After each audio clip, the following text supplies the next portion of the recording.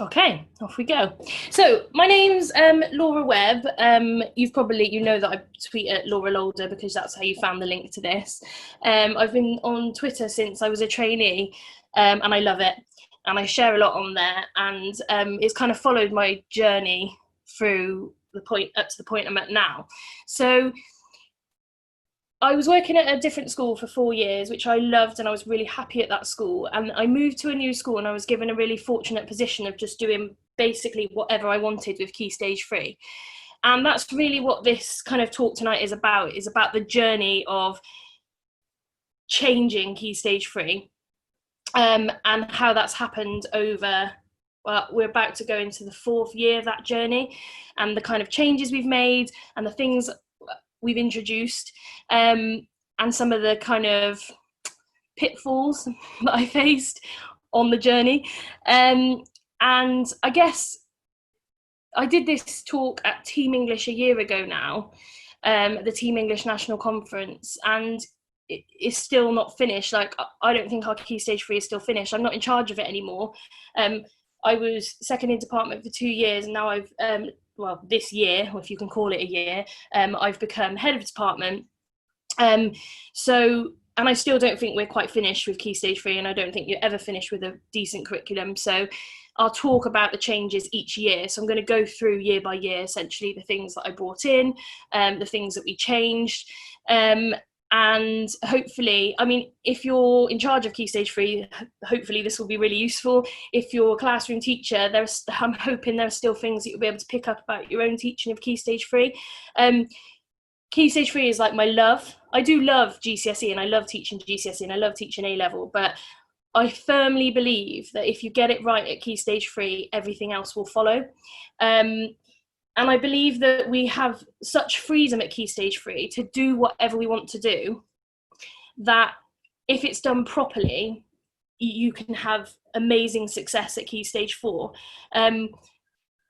We got really good results last year at my school, but I don't think that's down to Key Stage 3 necessarily, because the Key Stage 3 yet hasn't been in place. It's only really been in place properly for 2 years. And I keep saying to my head, who's my line manager, we're not going to see the real fruit of that until probably 2-3 years time. So I'm going to talk you through the past 3 years. So I'll just go through this on here. So essentially, the first year I joined the school new. So if you're in the same position, if you're about to join a new school and lead Key Stage 3, I'll talk through what happened there. Although, if you're doing it in a school you're in, you're almost a step ahead because you know the position that the Key Stage 3 is in. Initially, about introducing things, initializing new things, but not really knowing where it's going to go. Second year, I did a lot of refining things and centralizing within the department. Now, year 3, I called it consolidating and finalizing, which is an absolute lie because it definitely isn't finished and it's not consolidated. And I don't know if it ever will be. But I think because I was moving out of the position at that point, I felt like I'd kind of done enough with Key Stage 3. I was ready to pass it on to someone else who could do more with it, and push it forward even more. So you can see these pictures that I'm using because, like English teachers, we love our metaphors. So my metaphor is of climbing a mountain. So all the way through, there'll be pictures of how I felt at each point. And this picture here is basically how I've felt for the last 4 years, probably at times, holding on for dear life, like trying to do something that you know is right, and will have the right outcomes, but that you've got to try and get other people on board. So this is me when I joined my new school, out on my journey up the mountain, feeling really happy about all the preparation I'd done over summer. I got loads of stuff ready, and I kind of expected to come in and be like, look at this great thing we're doing with Key Stage 3. And, change is hard for people. So it didn't turn out like this, but I'll come on to that in a sec. So the first thing I started with was changing the actual curriculum that was in place. So this is the old curriculum, and I should probably say that a lot of what I'm going to talk about tonight isn't so much the research that went into the changes I made. I'm happy to share some of the books and blogs I read, and I'll probably make reference to some of the blogs that I used to develop my thinking. But I probably could make about 4 hours of that, and I'm just going to talk through like the practical stuff that I put in place. Hopefully everyone's okay with that. So this was the old Key Stage 3 at the school I was going into. I had a great head of department that basically said I could do what I wanted, but she'd only started the school a couple of years before, and her focus had to be on Key Stage 4 and Key Stage 5. So Key Stage 3 had kind of been left a little bit neglected.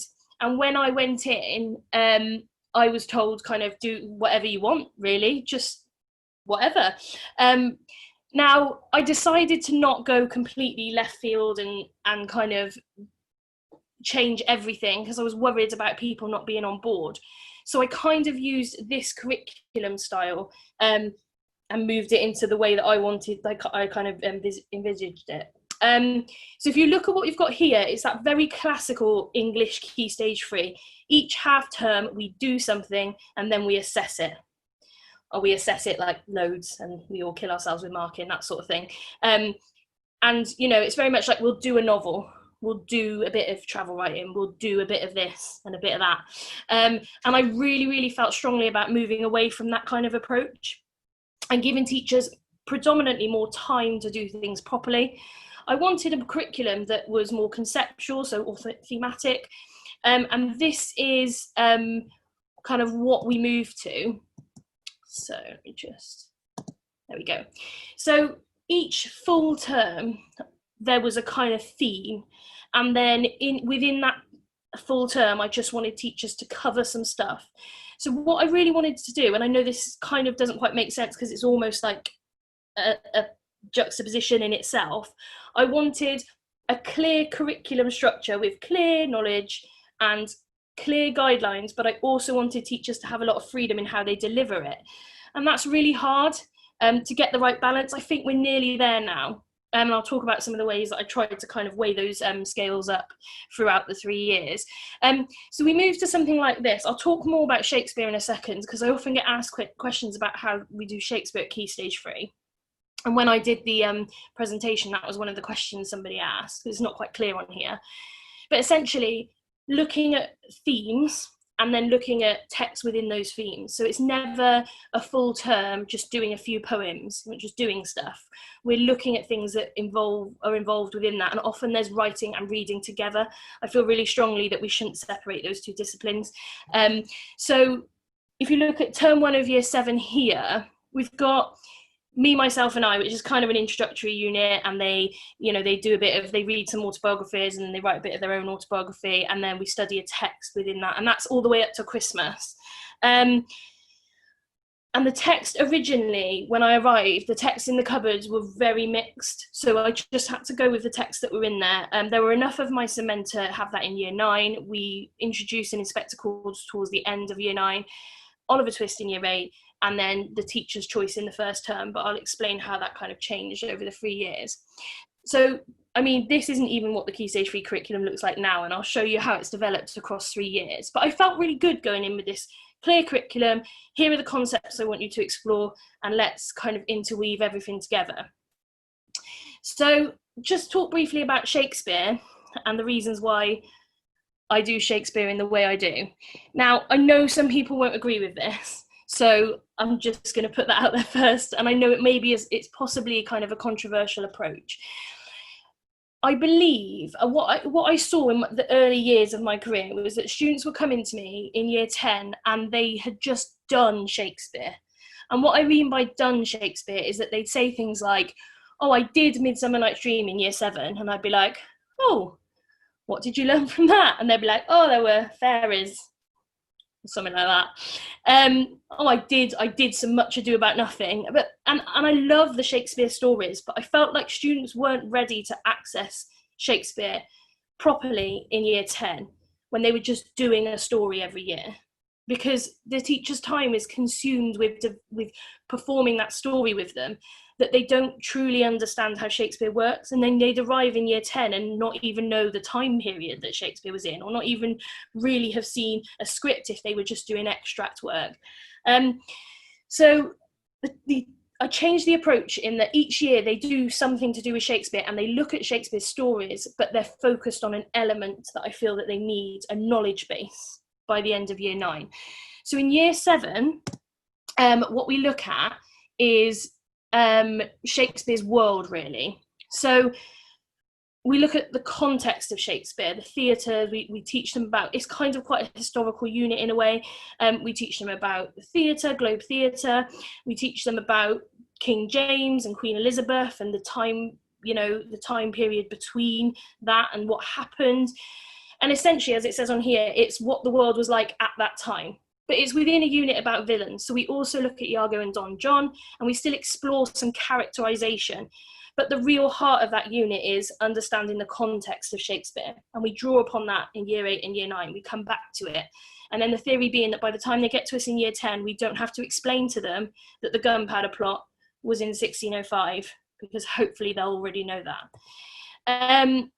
In year 8, we look at Shakespeare's heroes. And although it's called that unit, and we look at like a bit of Macbeth and kind of female heroes, so like Juliet and Beatrice, really, we're looking at Shakespeare's craft and Shakespeare's methods, the role of the tragic hero we teach them in year 8. So then in year 9, they're finally at that stage that they're more able to look at a longer part of a text. And initially when I started, the idea was that people could look at Romeo and Juliet or Macbeth, because the teaching of them was split at Key Stage 4. That's changed over time. I'll talk about that in a bit. But that was a relationships unit, and we'd look at the kind of stereotypes of male and female through other texts as well, like poetry and some modern non-fiction, and then look at relationships in Shakespeare's time, and then look at dynamics in relationships and individual characters. And then more, it became about the writer's purpose and Shakespeare's purpose, building on the context and the methods. We've moved now, this next year, we're going to be doing a full text at that point and reading the full play, because, I mean, the person who's now in charge of Key Stage 3 has, it's a valid argument that maybe they need to read a whole Shakespeare before they arrive in year 10, and I kind of agree, but I'm a little bit against them just kind of doing Shakespeare every year. And to add to that, Shakespeare is one of my loves, so it's not something about me like disliking the teaching of Shakespeare. It's more, I feel like it has to be done properly, and we need them to arrive in year 10 knowing how to tackle it. So that's Shakespeare. If it's probably, I can't see the chat, but there might be lots of people disagreeing with that approach, but we'll talk about it after, if anyone's got any questions. So this is what the old schemes of work look like. These also may be familiar to experienced teachers. If you look at I love this, the knowledge strand, and then it says like how to read a novel. That's not knowledge. And then, what are the SMSC opportunities and all that. So, I mean, this is the old kind of scheme of work. We move to what we call unit overviews, where we just have the intention of the unit. So why are we doing this? Why are we teaching this? The key text and knowledge. So they should be able to know this. They should be able to know that. And then suggested assessments, but I'll talk a little bit more about assessments in a bit. So originally what I wanted to introduce was a consistent knowledge base across the whole department, and I wanted to move to a knowledge-rich curriculum. And it was there's lots of stuff being shared online about that sort of thing. There were lots of books coming out about knowledge curriculums, but I was also starting in a new school where that wasn't the norm.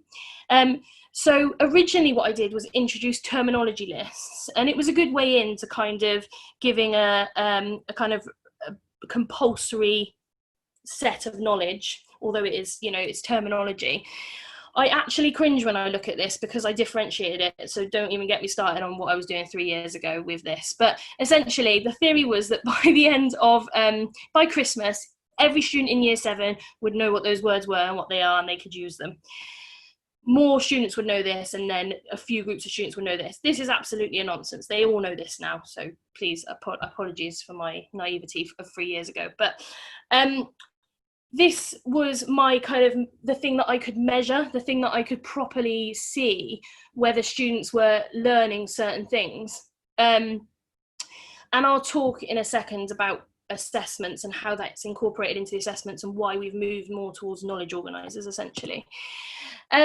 So I felt like there was a good curriculum in place, but I started going around classrooms, and the new teachers who had started with me were just teaching the curriculum as I kind of saw in my wonderful vision, in my kind of like utopian department. But there were some occasions where people were still teaching just the old curriculum, because obviously I tried to use elements of it. They could kind of just carry on with doing a bit of this and doing a bit of that, and not really long-term learning. So to tackle that, what I started doing is providing lots of resources to help people, because I'm also aware that that's a big workload to say to people, I want you to change your curriculum, I want you to change how you teach, I want us to deliver it in this way. So I started with booklets and kind of PowerPoints of images for every creative writing unit, and then lessons about the terminology, just to try and get people on board and not make it seem like I was expecting everyone to do everything from scratch. Now, assessment, I got wrong for at least a year, if not 2 years, being honest, because I think I came in with how I wanted to do assessment, but I kind of had this version in my head that the school wanted me to do assessment in a different way.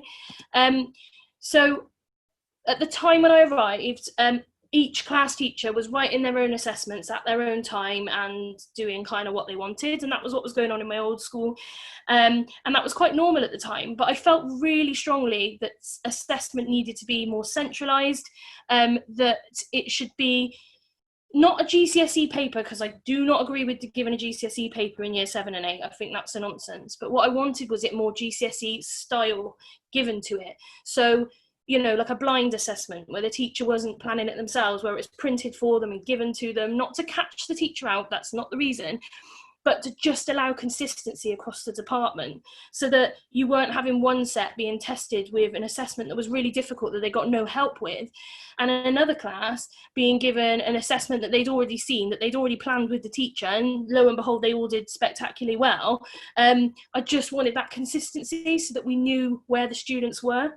So I introduced centralised assessments, which I created, or my head of department created, or given out kind of on the morning or on the day, and they were much more broken down. So there's a couple of examples here. That's a year 9, a later year 9 one on of my cement, so kind of an open question with some bullet points.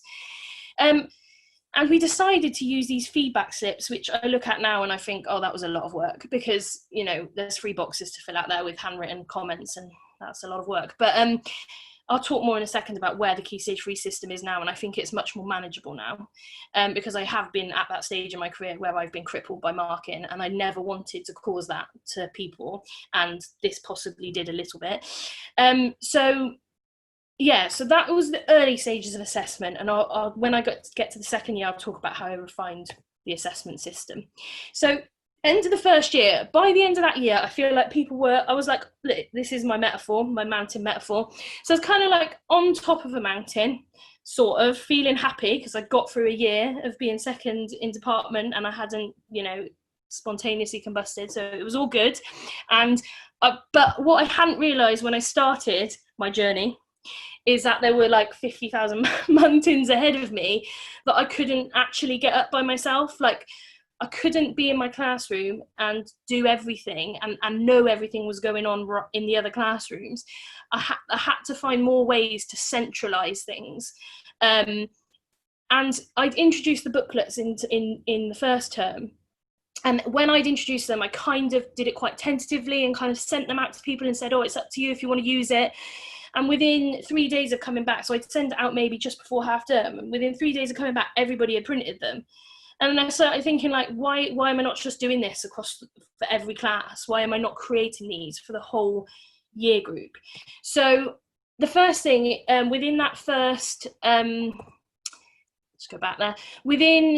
Once I came back in the second year, it was time to properly up the kind of knowledge-rich curriculum. I had to go ahead, and what I found at the end of the first year, I trialled a knowledge organiser. I'd used them in my old school with Key Stage 4, not Key Stage 3. And I trialled it with one of my classes and they loved it. And I felt like when I did an assessment with that class, they kind of, the questions that I was asking, I was kind of targeting my group, because I knew that they'd had this knowledge organizer, and they had a certain set of knowledge, and all the other classes hadn't had that. Someone's just asked if we're going to send it out afterwards as it's being recorded. Yes, is the answer to that. And yeah, it'll be available for everyone. So what we kind of agreed as a department and with the head of department was that we were going to introduce knowledge organisers initially across Key Stage 3, one per full term for each kind of conceptual unit. So that was the biggest change, and that you can see on the oh, hello, what's just gone on there? Can we all still see the slides? Oh, no. Oh, hello. No. Hang on. I think it just like decided it didn't want to screen share anymore. Here we go. Is that back? Yes. Perfect. Right. Sorry, I don't know what happened there. Let's go from current slide. Cool. Yeah. Sorry about that. Don't know what happened. So, okay, what was I saying? Oh yeah, introducing knowledge. Right. So each half term, and what we did is we met with the department before the end of my first year, and we sat down and wrote a lot of the knowledge organisers together. And that was really important. If you're going to introduce like a really big thing into a curriculum, like everybody needs to feel involved. So we kind of said, like, what are people really interested in? We did a couple of GCSE ones at the same time.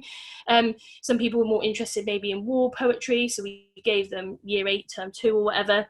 And we just kind of circulated them and got some ideas down, and I went away over summer and typed them up. And knowledge organisers, I mean, I know some schools are moving away from them, so I'll, add that in. I think if they're done properly and they're seen as a core part of a curriculum, knowledge organisers are incredible, and I could do a whole separate presentation about them, but I don't have time. But no, this is an example knowledge. This is the first year 7 one, okay? There's not a great deal on it because we're asking them to remember everything on here by Christmas. And we're also asking teachers to deliver all of this information by Christmas alongside the unit, and all as part of the unit. And someone just said, how do we use the knowledge organisers? So essentially, in lessons, as part of delivery, but mainly through homework, and I'll talk about it. So another thing that I noticed at the end of the first year, people just weren't setting homework, or they were setting homework and it wasn't being marked, or they were just making up homework like at the end of a lesson, like, oh, why don't we all just draw a picture of the Napoleon in Animal Farm, woohoo! And there was no real homework system. So something I introduced in the second year was a centralised homework system. I'll talk about it in a second, and it's mainly knowledge. That's how we use them. So that's the first one in year 7, and then what should come up next to it is the year 9, final one in year 9, so the essay writing knowledge organiser. So you can see, hopefully you can see the jump there, and by that point they've done 3, so they across Key Stage 3 they do 8 knowledge organisers, and I would say that there are students who know all of that information across those 3 years. But obviously part of using them properly is going back to them. So they also are part of our assessment system. So they are, the next thing is, I'll probably touch on knowledge organisers quite a bit. I decided to centralise the booklets as well, and I would never ever remove this from a Key Stage 3 system. It's one of the best things we ever did. It saved us a lot of money because people weren't photocopying random stuff every day. It helped people with their resources. So essentially every unit has, what you can see there is quite a big booklet. I've got some examples here of extracts, tasks. It's a bit like it's kind of like a textbook crossed with a book. I think if this video works, is that working? Tell me if not. They've got their homework, anything they need for their homework is in the booklet. I'll talk about homework in a second. They've got extracts. They've got tasks alongside the extracts. I made it really clear to teachers that they didn't have to use everything in the booklet. So the book is there as like a foundation of the Key Stage 3 curriculum, and most people do use what are in the booklets, but they don't have to, and that's important. So it's not like a compulsory thing. It's more of an optional. Someone said, do they work in the booklets or just use them as reference points? It's a bit of both, and it depends on the unit. So if there's a unit with like non-fiction extracts, mostly we've just got extracts in there for people to use and maybe a few tasks. If it's a more contextual unit, so like the Shakespeare's World booklet, which I have got here. Here's one I made earlier, 2 years ago. It's got a lot of kind of task-based stuff in it. So actual, like, almost like a textbook, giving them like timelines and, you know, deciding the difference between tragedies. Or that one, for example, is like Elizabethan entertainment. So they're a cross of both. Yeah, I can share an example. I have some of them on TES, but they're the older versions. Yeah, I'll share an example. A few people are asking, that's fine, no worries. So they were a really important move, and also we kind of made a big deal with them with the kids. So we said to the kids, you know, you have to have these on you. If you lose it, you have to pay for a new one, like an exercise book. You have to have it with you every lesson. It's part of your homework. And generally the kids, if you walk into a classroom, they've all got them. They know that they're a core part, and because they're only given 3 per year, it's not like we're just handing out loads of pieces of paper slipping out of their books everywhere. It's just the booklet has everything that we need in it. So again, that's got knowledge organisers. We also introduced, let me just pause that video because it's still running behind. There we go. And we also introduced 5 a day, which Rebecca Foster's done a great blog on, and lots of people have talked about it. Drill questions, essentially. Now, I was using them in my first year, but because there was no centralised knowledge, I'd said to people about it, but people were kind of just asking questions about what they were doing at the time or what they'd read last lesson, which is obviously a good part of a 5 a day. But the whole purpose of a 5 a day is to be recalling past information. And we're at a really good position now where our current year 9s have had knowledge organisers for 2 years. So in the 5 a day, what we can do is something from their year 7, something from year 8, something from last term, something from last week, something from last lesson, because we've got that core knowledge. And the expectation is that no matter who taught them in year 7, they'd have done those knowledge organisers because it's a centralised system. So we introduced 5 a day, which is one of the ways we recap the knowledge organisers. Somebody asked that. Now, the other main way we introduce the knowledge organisers is with a centralised homework system, which I think, so I'll just talk through it. It begins in the first week. They read a piece of high-level literature that's linked to the unit. Within that unit, in that first week, they do a quick quiz, just checking their understanding of the source. Within that extract, there are 10 pieces of high-level vocabulary. So if I just go back actually to a knowledge organiser, it's this column here, the final column that says ambitious vocabulary. That comes from their homework. And within that unit, so they'll start, so this is the first 3 weeks of each term, essentially, because obviously you can't go straight into self-quizzing because they haven't actually learnt the stuff off the knowledge organiser. The second week, they go away and they write sentences with the new vocabulary from the same extract, and it's in front of the booklets. It's in the front of the booklet. And then they do a vocabulary quiz. We use Show My Homework, so it's all loaded onto there. In week 3, they write a whole paragraph trying to use the vocabulary together. And then when it gets to week 4, we essentially start them with the self-quizzing, section by section of the knowledge organiser.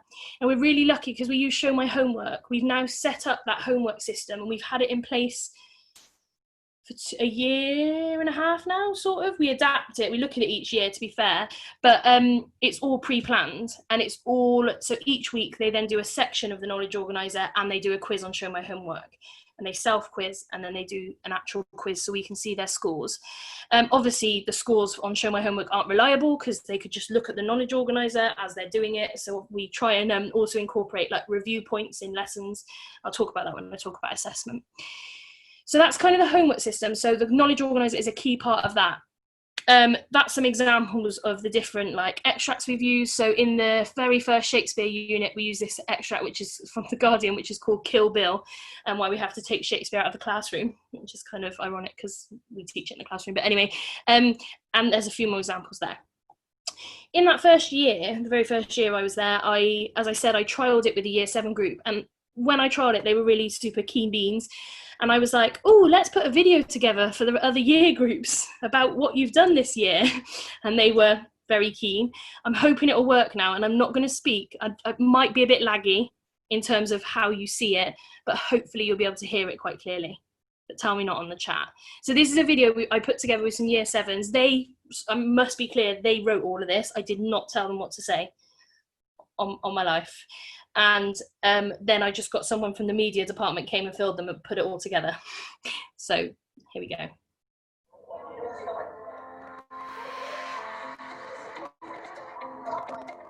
Knowledge organisers are a new system of homework that is being tested in the school.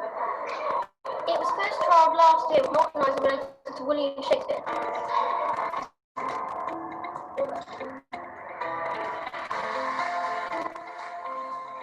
The system provides students with information that is frequently tested in in-class or online quizzes.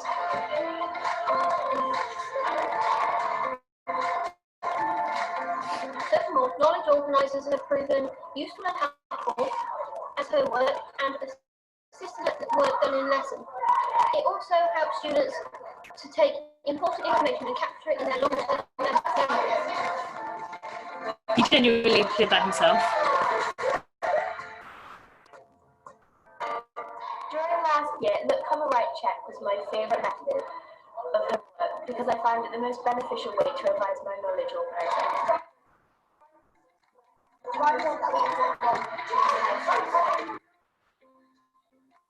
I would do this by looking at the knowledge organiser, covering it, and then remembering it from memory, write it down, and then check my answers.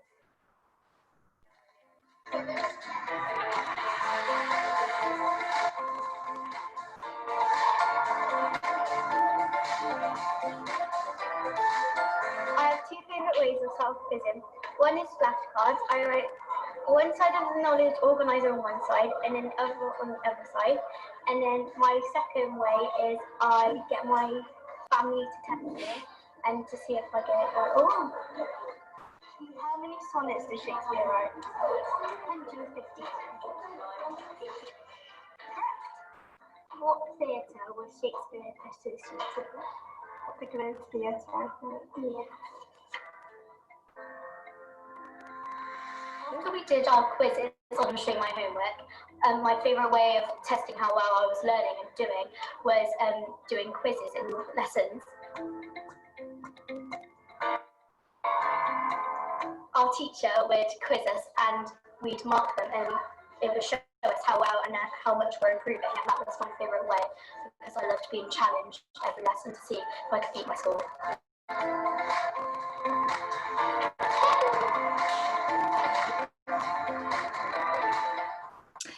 Obviously, when I share this recording, I'm going to have to cut that section out or at least blank it out.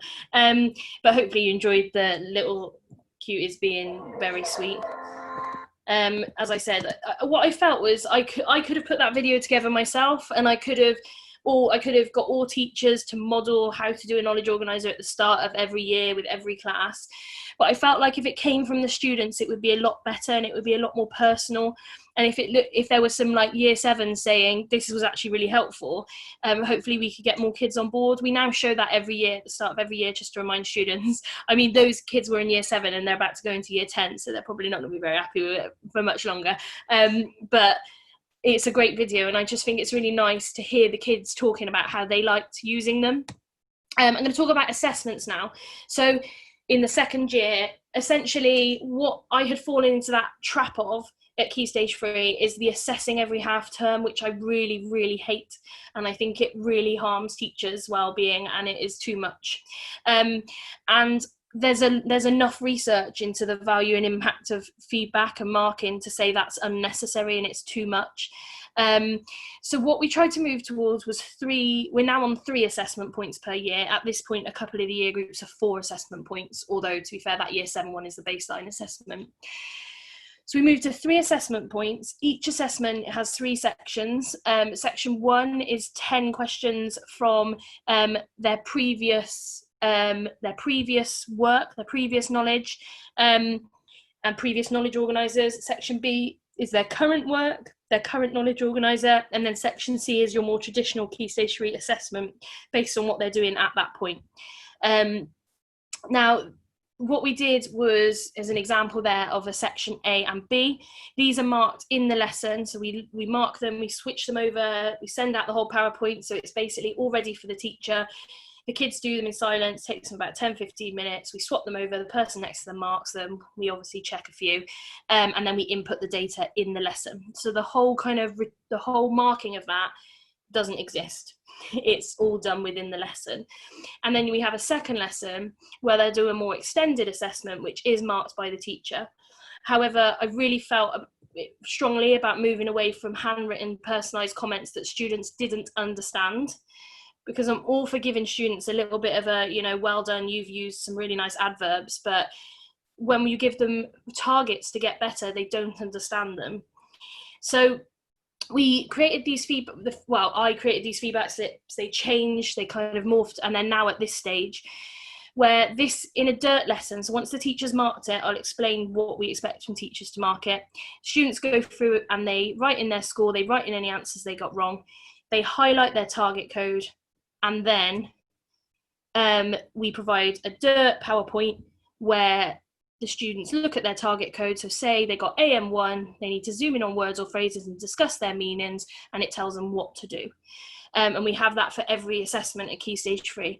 In terms of mark load for teachers, what they do is the minimum is that they need to give the kids a target code from the list that we're given. And we also have like options to write their own target codes for individual classes, for example, if it doesn't fit into those 6. So they mark it. We have pink and yellow highlighting in school, but it's kind of optional. It's not expected, although most people do it, and they can write comments on the kids' work if they want to. But generally, for a summative assessment, it's about filling in this feedback sheet. So we do 3 summative assessments per year, and then the rest of it is formative assessment. And what I mean by formative assessment is whole class feedback, quizzes. So I always say to people, if you do a knowledge organizer quiz with a class, keep it as an assessment. So we use a 2-book system. That's probably makes it a little bit more helpful if I explain that. So they have a small A5 book that we use in lessons, and that's their kind of class book. And then they have an assessment book, which is a bigger A4 book, which is where all their assessment work goes. And I also find that more useful because it's not, no one's ever in that situation where you take the kids' book in to mark them, you don't get around to it, and you have to hand them back and then take them back in, or faff. So we keep their assessment books in school. We don't mark their class books, no expectation to write anything on them. In fact, I was doing my induction today with my new members of staff, and I was explaining this to one member of staff who's worked been an English teacher for a long time, and she was like, so you don't even have to tick it? I was like, no, you don't even have to write in it. I was like, you can go round and tell them to improve. She's like, do we have to write in what we say? No. No expectation to have any written marking in there. Someone's asked a question, I'm guessing it's probably about marking. How are the target codes divided for each lesson? Do you address literacy? Yeah, so literacy issues will come up as well. So teachers can do that individually. We don't have a centralised kind of code system for literacy, but teachers will kind of mark that sort of thing in their assessments, but not in their classwork. The classwork might be done live, so the expectations that teachers are obviously moving around the classroom. I will probably every lesson I tell someone to blimmin' write a capital letter when I notice one, but there's no expectation to stand over the shoulder of someone and write it in their books. Somebody said, how are the target codes decided for each assessment? They're decided based on the assessment if we've done it before. We tend to stick, so each assessment will focus on 2 kind of strands of our assessment system, and so in this case it's analysing methods. It's an early year 7 assessment, or no, actually that one, let's have a look. It's a year 8 assessment, so we're thinking what are the main things they're getting wrong at the moment. Those are our 3 target codes for analysing methods. And it tends to be, I mean, most English teachers will know that when you mark a pile of books, you write the same thing 15 times. So it's kind of those sorts of things that you're constantly going back to. We also use whole class feedback, and that counts as a part of the assessment system, as part of formative assessment. So the expectation, say within a full term, they might do a centralised assessment towards the end. That's one of these. A teacher might do a few knowledge quizzes, they go into their assessment book, and a teacher might do a kind of couple of mini paragraphs with them and give them whole class feedback, maybe 1 or 2 across the full term. And that would be the expectation of marking, because I know, like as I've said a couple of times, I've killed myself over marking way too many books before, and I just don't think it's as productive as we might conceive it to be. Hopefully that answers a couple of questions that came up, but feel free to carry on asking them. I'm managing to see them as we go along. So that's the assessment system. That's pretty much where we still are now. The only change is that we try and do it only 3 times per year rather than 4. So end of year 2, here I am on top of the mountain. This was the point that I was appointed head of department, so I also had to kind of like hand Key Stage 3 over, which is obviously, if anyone's ever like cared and loved for something for 2 years like a child, to then go, here you go, that's really hard, but I'm getting there. I think I'm getting there. So essentially we got to the end of year 2 and I felt like we were in a position where we could start properly consolidating things. We had a really strong team by that point. A couple of new NQTs were joining that year, really keen and passionate. So a couple of minor changes there. For example, we added more poetry and we felt like they weren't doing enough poetry, but not many major changes, I would say. The new person in charge of Key Stage 3, we kind of agreed that we didn't really like the food unit. Word about that. That was something that was still a hangover from the old Key Stage 3, so we changed it to Injustice and Peace, brought in some modern injustice extracts. It was still Oliver Twist. So a couple of things we brought in were knowledge organizer review points, because people felt like they were kind of, everybody was making different knowledge organizer quizzes, so we centralized that, put them all up on SharePoint. This is everything we were doing this year, so pre-corona. We started, I felt really passionately about, we were doing really good things in the classroom and kids were really enjoying Key Stage 3. And whenever I did like student voice, they were really quite happy in Key Stage 3 lessons. They felt like they were learning quite a lot. They knew what they were learning. We did a department review kind of thing shortly before we broke up, corona happened, and students were like, the head came to me and he was like, I could have, I got the tingles in the back of my neck when the students were talking, because they were saying the same things the teachers were talking about, what they were learning and what they had learned. And I was like, we must be getting somewhere. So I felt like Key Stage 3 was in a really good place, but what I wanted to do is expand the opportunities outside the classroom. So some of the things we've done this year, I mean, just loads of pictures are going to pop up here. I've tried to include more trips. That's also Key Stage 4 as well. And we're trying to introduce clubs. So we've got like book clubs, letter writing club. And we're trying to just kind of make it a more holistic experience, because I am aware that we are quite knowledge driven and we're quite like high expectations. So we're trying to add more of that sort of stuff in. What do you do for student voice? So I'll give you an example of student voice. Did a homework review, because a couple of people were saying, could we maybe get some more reading into the homework? So I did a homework review and I got a couple of, I just emailed out to everyone, who wants to be part of, I'm going to do a little homework review, who wants to join in? And a couple of, my second in department joined in, another teacher joined in, and we essentially grabbed just one student from every class every time English was on and we were free, and just sat down. We did a little questionnaire for them about homework, and then we just chatted with them about how it was and kind of talked about other things. Students are really keen to tell you what they think, and that was a really good experience. Okay, someone's just said, what type of school am I in? Did I not say that at the start? I definitely did when I practiced it. Is it a grammar? No, it's not a grammar school. It's a standard comprehensive 11 through to 18, kind of 150 in the sixth form. We've had 2 English classes previously. We've got 1 English class this year. 25 kids have signed up from our current year 11. We are pretty average comp, basically.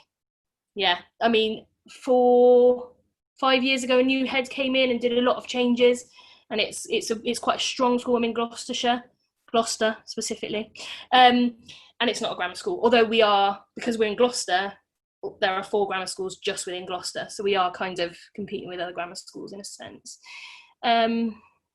It's not part of a MAT, no. There are quite a few schools within MATs in Gloucester, and we are not one of them. So we're, autonomous. Okay, so homework review, and they'll just be very honest. I've got a bit of student voice coming up about Key Stage 3, so they'll give you some indications of what some of them say about it. So this is me right now, right? I'm on top of the highest mountain. This is a lie. Look what I've done here. I'm not. I've realised now, this is really cheesy, I've realised now that like a curriculum just won't work if you're one person driving at it, hammering it home, feeling like you know what you're doing and nobody else is on board. You have to get everyone on board. And I feel even more so like that now. I'm head of department and somebody else is in charge of Key Stage 3, and we're trying to get more things introduced and trying to get people more involved in it, because when I started it was very much this is what we're going to do, and I'm giving you everything and all the resources and everything, and we need to be much more collaborative about it now, because we've got a really strong team who are behind the kind of intent of delivering a really knowledge rich, strong curriculum, but they need to be more involved in it. So this is kind of the situation right now. We're all like cheering on top of the mountain during coronavirus, obviously.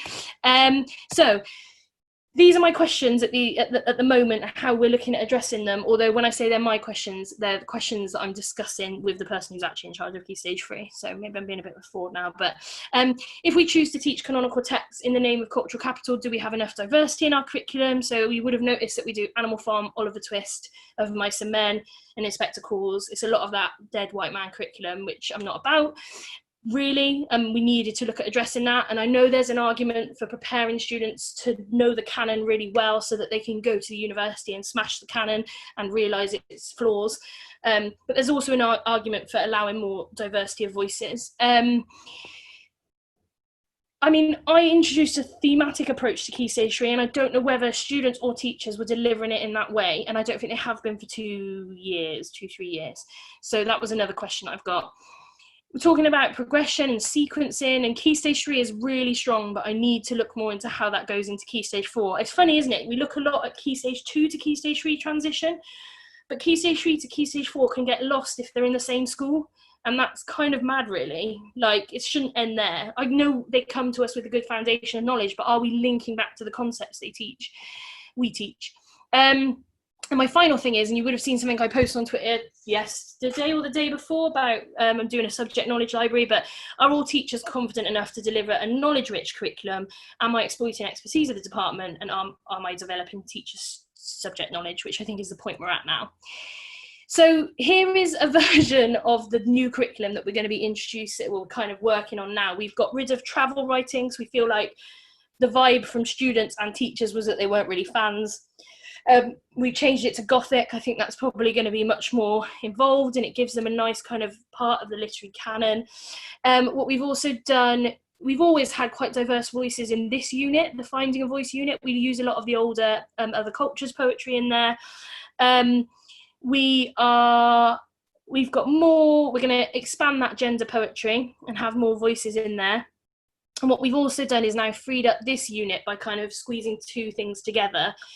And we're looking at introducing a text here. We're still in the process of deciding. I put on Twitter the other day that I read Long Way Down and absolutely loved it, and I think it's suitable and I love it. But obviously we've got to see that everyone else is on board as well. And it's ultimately it's the second department's decision, really. So he's going to have to decide. But I really love Long Way Down. And if you haven't read it and you're looking at introducing a new book, I found it on one of the book companies for like a £5 if you order over a certain amount, so it's reasonable price as well for a really new book.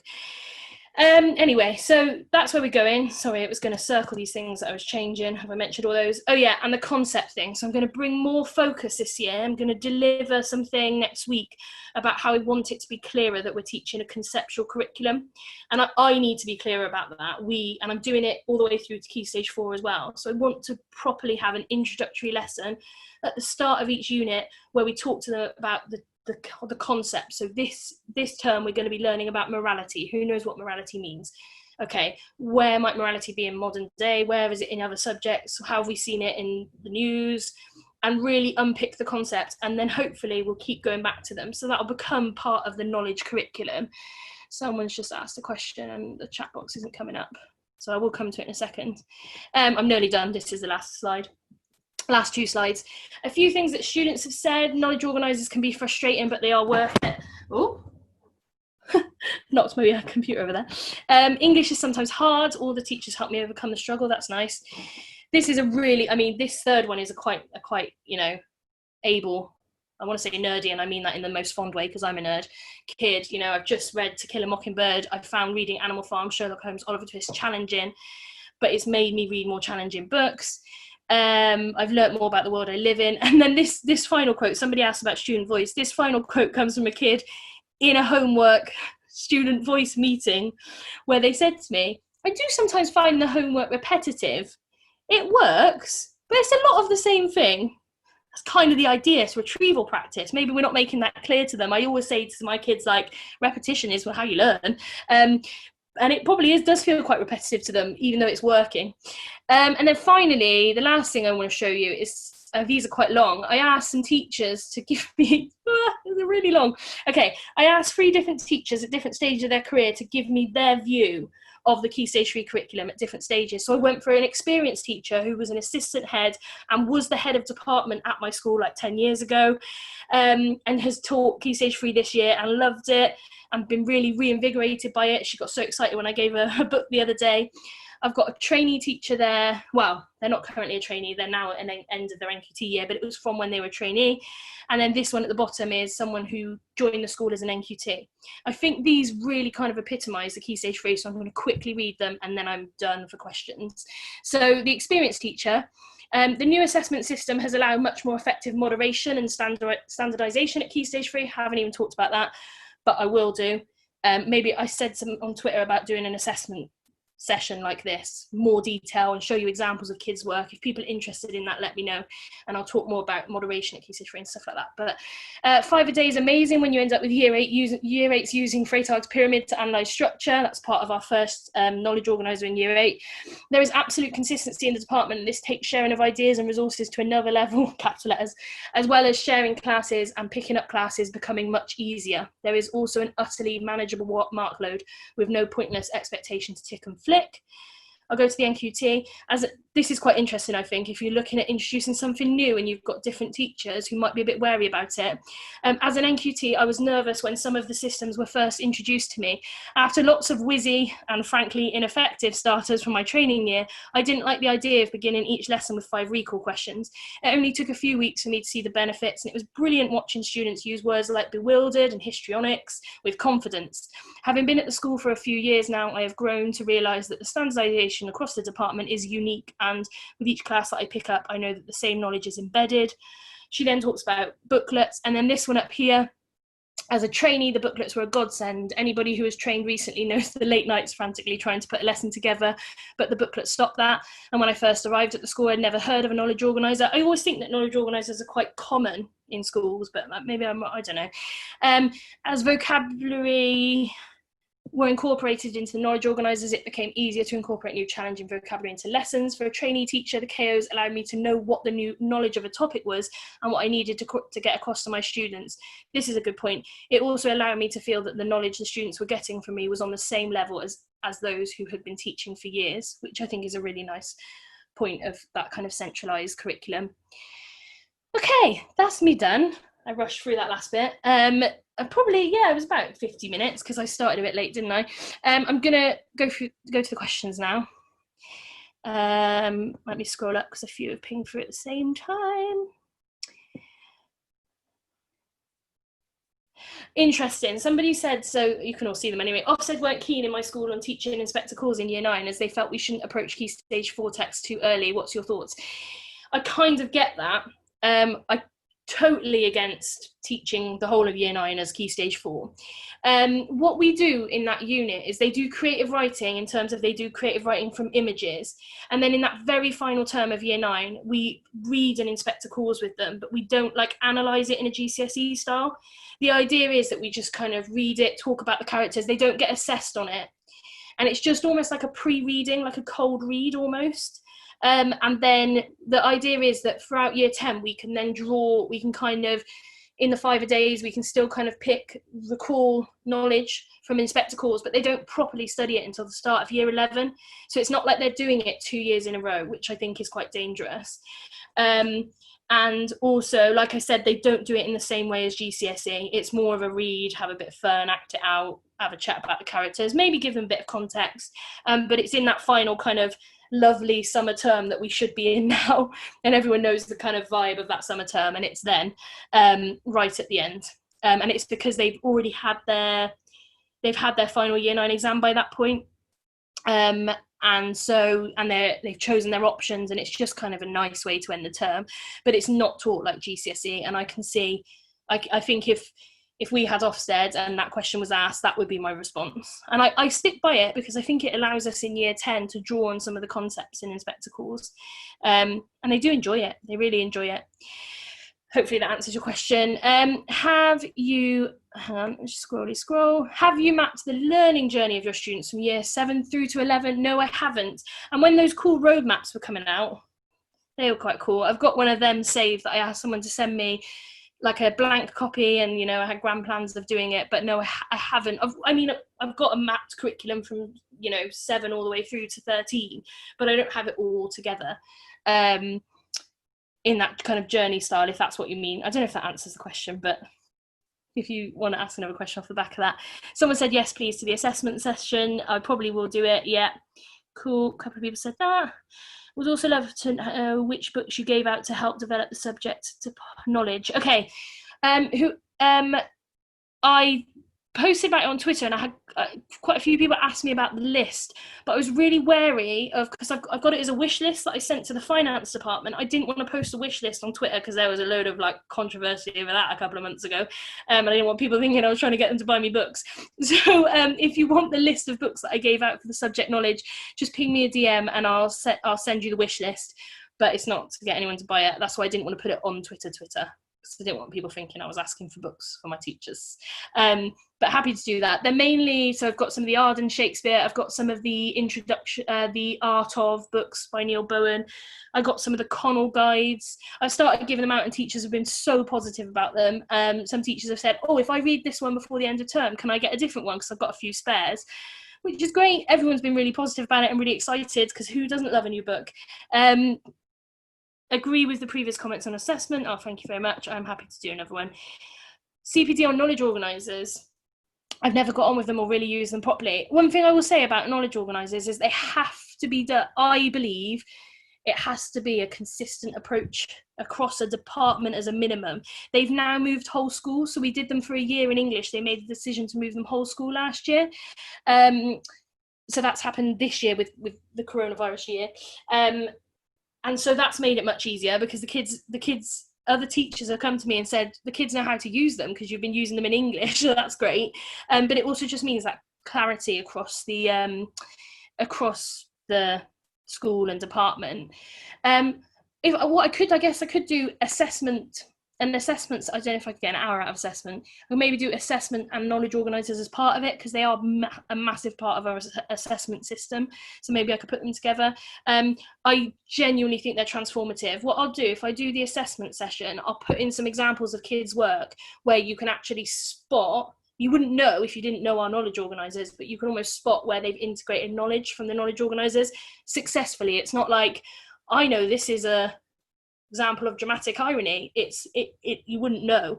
And some of the vocabulary as well. We get I started a English department publishing blog type thing where I'm publishing kids' work through our department Twitter, and we've been doing creative writing during the lockdown period, and kids have sent in work where they've like used the vocabulary from across year 7, 8 and 9, and you can see it in there. You can see a clearly quite elevated vocabulary. You wouldn't know if you read it as an examiner that that's all come from Key Stage 3 knowledge organisers, but that's essentially what it is. So I'll ping some of that out, but yeah, I love knowledge organisers. Someone said, thank you, you're very welcome. CPD or knowledge organiser CPD. I'm more than happy to do that. I quite like that. Thank you, appreciate time. Marking codes and feedback slips. Yeah, so I've moved, someone said about marking codes. We have specific marking codes for Key Stage 3, but I've created them for all the GCSE now, AQA, which we're using in a centralised way at Key Stage 4. And what people can do is kind of use those codes at Key Stage 3 when they do whole class feedback. Assessment CPD would be lovely. Yeah, no worries. I have a few questions. That's not a problem. Sorry if you've mentioned them. How often do you use KOs with each year? So 1 a term, so 3 across a year. So 1's introduced in the beginning of the year, 1 at Christmas, and then 1 at Easter. And then the expectation is we tell them to keep them safe, whoever their teacher is the following year, because they'll have to go back to them. Did you show a year 8 example knowledge organiser? No, I think I only had 7 and 8 on there. Do you know what? I've never shared the knowledge organisers. I mean, the thing is, somebody put something on Twitter the other day about knowledge organisers are very specific to a curriculum, and they are, but They were created by the department and myself, so I'm happy to share some of them if that helps. The Year 8 ones, the first one is mainly a structural knowledge organiser. The second one is context of war, because they do war poetry. And the third one is quite a context-heavy year, actually, year 8.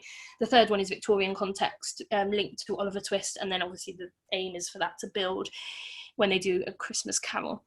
Assessment CPD would be lovely. I have a few, finally, what year are you exploring Long Way Down? End of Year 8.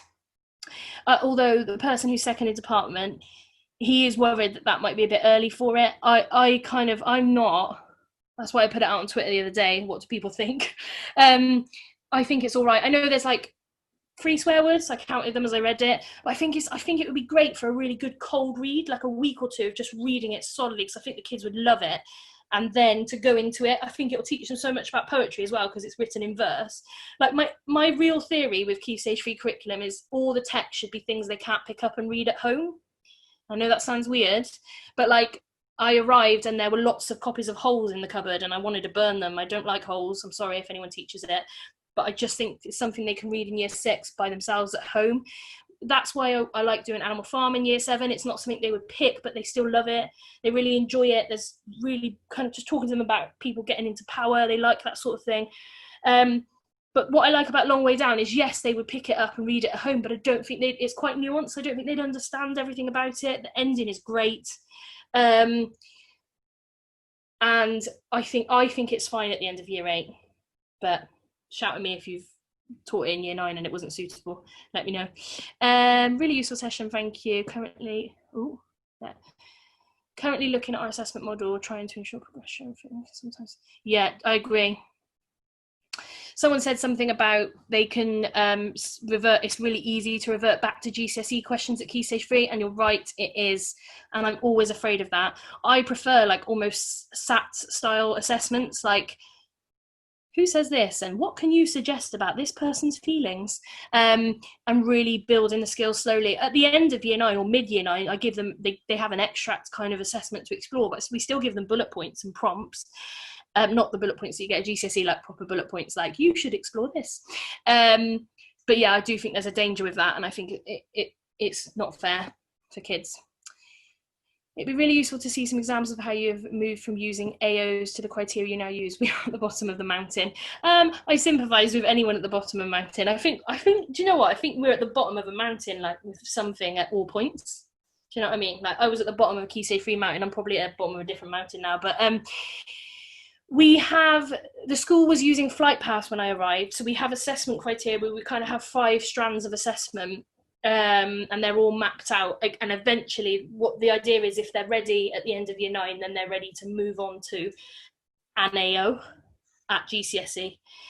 So if I do an assessment system, maybe I'll look at that. We don't really use Flight Paths as much, but we do look at kind of strands of assessment, because they just can't, there's no point looking at everything at once. It's much better to focus on method analysis and give them feedback on that. How did students respond to an extract-based approach to Shakespeare at Key Stage 3? Did you summarise the story first, and did they understand the story enough moving forward within the unit to ensure effective work on character? I don't think they realise that they're not doing it how they would normally do it. That's the first thing. I think kids quite enjoy like Shakespeare, I would say, at Key Stage 3. I'd like to think. In Year 7, when they do Don John and Iago, they don't really, in the booklets, it's got like a little summary of the point in the play, but they don't look too much into the play. It's just, to what extent do you think this character is a villain, or how are they villainous? In Year 8, we give them a rough introduction. It was originally to Macbeth. That was when people were still doing Romeo and Juliet at GCSE. And then they look at Macbeth, how other people perceive him, but not necessarily everything he does. So like brave Macbeth all the way to dead butcher, what has happened in that journey. In Year 9, we do kind of go through the story with them before we look at the dynamics of relationships. So we talk to them about the story of Romeo and Juliet, for example, or Hamlet, or Much Ado About Nothing, and then look at a relationship in that play. But they're far, I mean, we do a lot, if you think about it, not just Shakespeare, but everything else we do. We do a lot of extract work in English, don't we? And I think they're quite used to it, not knowing the full story beyond the extract. And we kind of think that for Shakespeare, we have to tell them all the rest of that, but they're actually quite good at it. That would be my opinion. Someone said, thank you. You're very welcome. You may have already gone by now.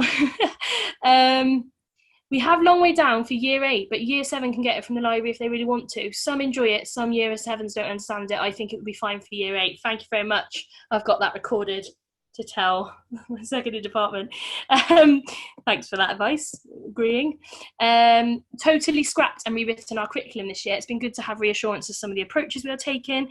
Food for thought in terms of the use of KOs and assessment. Assessment criteria is a big job for us. Thank you so much for this, and definitely appreciate a session about KOs. Happy to do that. I'm just trying to get through all the messages. Thank you. Love to attend more. Thank you so much. Wonderful as it feeds into what we're doing. Have a lovely evening. You too. You're all welcome. I think I'm at the bottom of the questions. Happy days. No more questions. Lovely. Still some of you here. If anyone wants to ping a question, feel free, but I'm going to probably finish the recording now. Any last minute questions? I'll give you a minute or two if anyone wants to say anything. Or speak if you want to. I feel a little bit alone in my room. Okay, I think that's it. Right, thank you so much for coming, everyone. I'll put something on about assessment probably tomorrow, now that this has gone well and I didn't break the computer or break Zoom or whatever. I'm happy to do another session about assessments and knowledge organisers at Key Stage 3, so I'll get something going with that and maybe put something on for Eventbrite maybe tomorrow or something. But thank you so much for coming, and nice to see you all, and enjoy the lovely weather and have a nice weekend-ish. Bye, everyone.